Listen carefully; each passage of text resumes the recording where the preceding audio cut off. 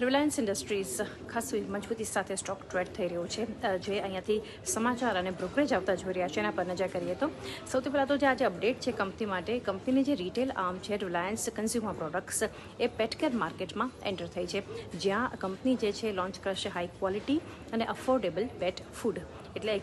એક સેગમેન્ટમાં એન્ટર થઈ રહી છે કંપનીની આર્મ એને લીધે એક અસર આપણે રિલાયન્સ ઇન્ડસ્ટ્રીઝ પર જોઈ રહ્યા છીએ બીજું યુબીએસ તરફથી એક બુલિશ રિપોર્ટ છે બ્રોકરેજનો જ્યાં તેઓ ખરીદારીની સલાહ આપી રહ્યા છે રિલાયન્સ પર